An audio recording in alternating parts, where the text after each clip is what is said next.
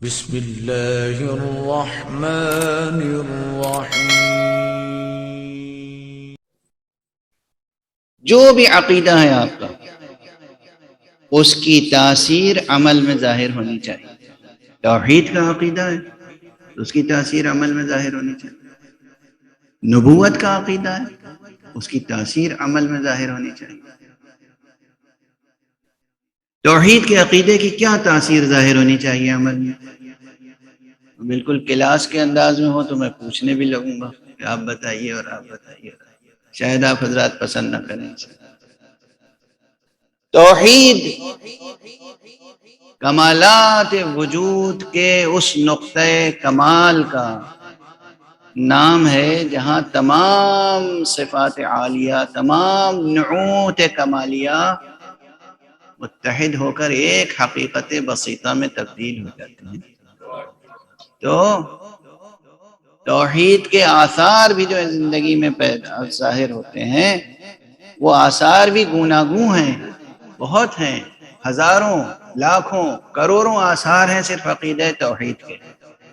اگر صحیح معنی میں عقیدہ توحید دل اور دماغ پر منکشف ہو جائے۔ لیکن میں صرف ایک بات عرض کر کے آگے بڑھوں گا، ان کروڑوں باتوں میں سے ایک بات، عقیدہ توحید کا ایک اثر آپ میں ہر ایک کے اندر ہونا چاہیے۔ وہ یہ کہ سورج کی روشنی میں جو کچھ آنکھوں کو نظر آتا ہے، ان میں سے کوئی چیز ایسی نہیں ہے جس کے آگے آپ سر جھکا سکیں۔ توجہ ہے؟ سورج کی روشنی میں جو کچھ آنکھوں کو نظر آتا ہے، جتنی دور تک صحیح، اس میں سے کوئی چیز ایسی نہیں ہے کہ جس کے آگے آپ سر جھکا سکیں، جس کو سجدہ کر سکیں، جسے معبود کہہ سکیں، چاہے زمین پر ہو، چاہے وسیع فضائے کائنات میں، چاہے وہ ٹیلیسکوپ سے نظر آ رہی ہو یا مائکروسکوپ سے نظر آ رہی ہو، چاہے وہ سیلیسٹیل باڈیز ہوں، مشتری ہو، زہرہ ہو، عطارد ہو، سورج ہو، چاند ہو۔ اور جب اتنی بڑی بڑی چیزیں اس قابل نہیں ہے کہ انسان اس سے خوف کھائے یا اس سے امید رکھے اور اس کے آگے سجدہ کرے، تو پھر یہ چھوٹے چھوٹے پتھر کے ٹکڑوں کو تراش کے چھوٹی چھوٹی مورتیاں بنا کے اس کے آگے سجدہ کرنا عقل انسانی کی توہین ہے، وداؤٹ سنگل ایکسیپشن۔ کوئی ایک شے بھی مستثنا نہیں۔ جو کچھ نظر آ رہا ہے وہ اس قابل نہیں ہے کہ وہ معبود کہلائے، وہ اس قابل نہیں ہے کہ آپ اس کے آگے سجدہ کریں۔ آپ اپنی شکل دیکھیں، اپنی حیت دیکھیں، اپنا ہیکل دیکھیں، کتنا حسین، متوازن، خوبصورت بنایا ہے اللہ نے۔ اور سب سے بڑا حسن اس کا یہ ہے کہ جتنے حیوان ہیں سب کے سر یوں جھکے ہوتے ہیں، ایک انسان ہے جس کا سر ہمیشہ بلند ہے۔ سرفراز بنایا ہے آپ کو، سرفراز، آپ کو سر بلند بنایا ہے اللہ نے۔ آپ کے علاوہ کوئی اور حیوان ہے جس کا سر اس طرح بلند ہوتا؟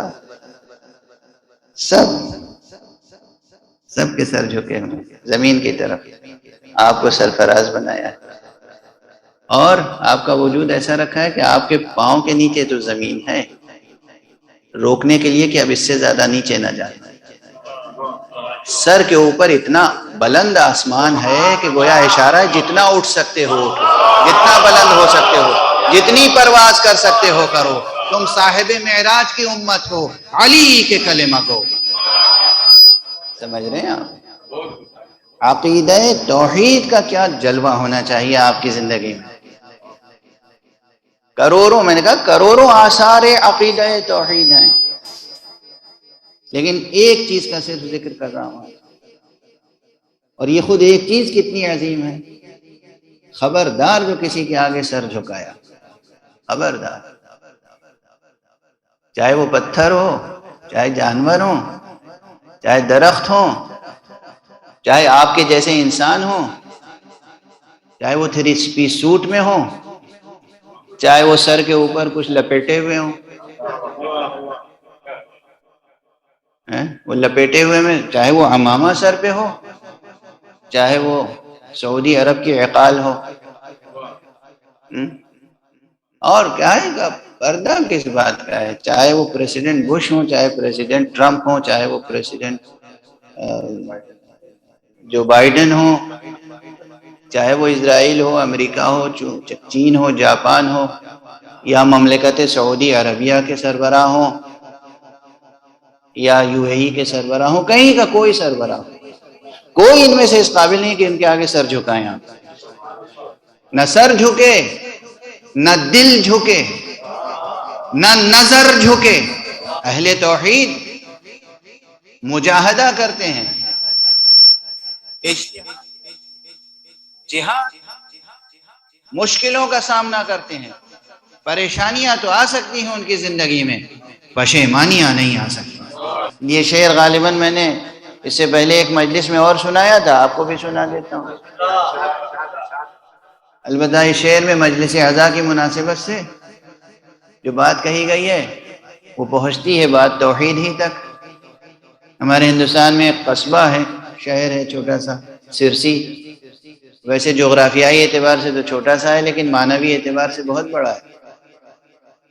سرسی نے بہت اچھے علماء پیدا کیے، بہت اچھے شعراء اہل بیت پیدا کیے، ادباء پیدا کیے۔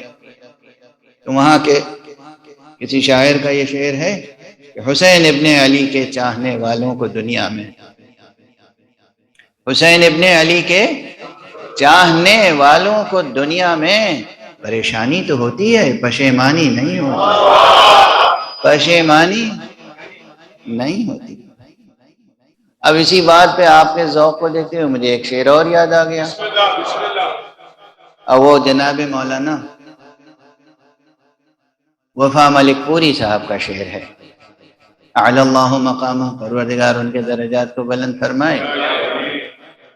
وہ فرما گئے ہیں کہ وفا صاحب نے فرمایا ہے کہ شبیر کے دیوانوں کو سمجھائے نہ دنیا،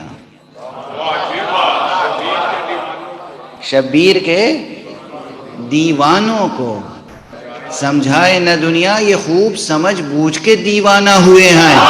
تو ہماری دیوانگی اور ہماری پریشانی دونوں ہمیں عزیز ہے، اس لیے کہ نہ ہمیں ہماری پریشانی پشیمانی لاتی ہے، اور نہ ہمارے لیے ہماری دیوانگی پشیمانی لاتی ہے۔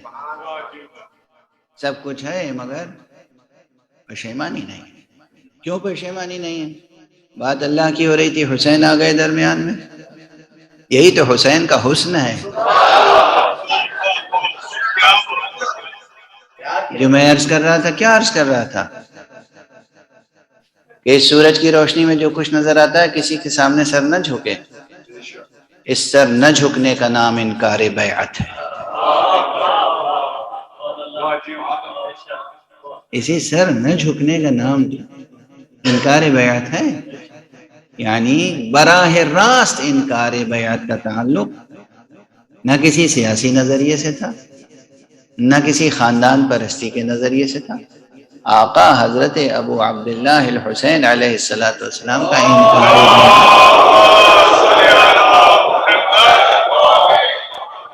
آپ کا انکار بیعت صرف اور صرف عقیدہ توحید کی تجلی تھی، جو فرما رہے تھے ان مثلی لا یبایع مثلا، مجھ جیسا اس جیسے کی بیعت نہیں کر سکتا۔ یعنی میں جس کے لیے رسول اللہ نے فرمایا یہ ارکان توحید خدا ہیں، میں کیسے بیعت کر سکتا ہوں؟ واضح ہے۔ تو میں نے عرض کیا کہ جب عقیدہ اختیار کریں تو اس کے آثار زندگی میں ظاہر ہونا چاہیے۔ واضح ہے۔ ایک عقیدہ توحید اگر وہ ہے تو پھر آپ کبھی سرنگوں نہیں ہوں گے، شرمسار نہیں ہوں گے۔ ٹھیک ہے۔